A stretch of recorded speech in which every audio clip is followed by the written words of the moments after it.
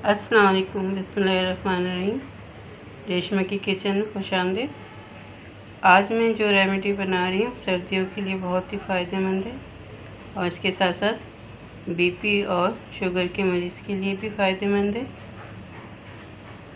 ये नज़ला, ज़ुकाम, खांसी वगैरह के लिए बहुत फ़ायदे के।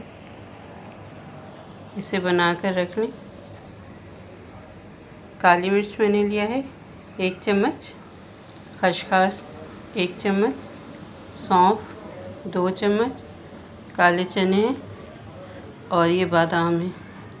अगर आप ज़्यादा बना रहे हैं तो क्वांटिटी बढ़ा लें आप, मगर खसखस कम ही रखें, ज़्यादा नहीं, क्योंकि गर्म होते हैं और सारी चीज़ें बहुत ही फ़ायदेमंद है। इन सारी चीज़ों को पीस लेते हैं और मिश्री को भी हमने कूट लेना है। हमलदस्ता में कूट लें इसे या किसी चीज़ में भी कूट कर फिर से ग्राइंडर में हमने इसको पीस लेना है, पाउडर बना लेना है। अगर आप शुगर के मरीज़ हैं तो आप ये ना डालें मिश्री, या फिर छोटा सा एक टुकड़ा डाल दें, क्योंकि ये बहुत फ़ायदेमंद है।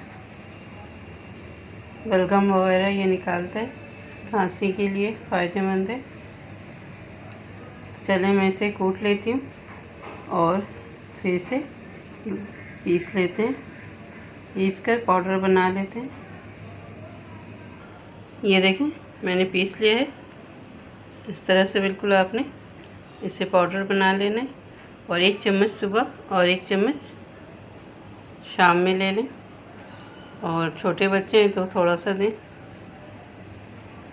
खसखस कमर दर्द के लिए बहुत फ़ायदेमंद है और खून को पतला भी करता है। काली मिर्च और पेट के दर्द और बहुत सारी चीज़ों के लिए फ़ायदेमंद है। नज़ला, खांसी सब में तो आप लोग भी ज़रूर इसे बना कर रख लें सर्दियों के लिए। सर्दी तो आ गई आजकल, ऐसे भी हर घर में नज़ला ज़ुकाम हुआ है, तो इसे इस्तेमाल करके देखें। जिस्म हाथ के दर्द भी कम होगा और शुगर और बीपी भी कंट्रोल रहेगा काले चने की वजह से। तो इसे आप लोग ज़रूर सब्सक्राइब शेयर कर दें अपने फैमिली मेम्बर्स में, और नए हैं तो सब्सक्राइब करें, लाइक और शेयर ज़रूर कर दिया करें। कमेंट्स में भी ज़रूर बताएं कैसा पसंद आया है या नहीं।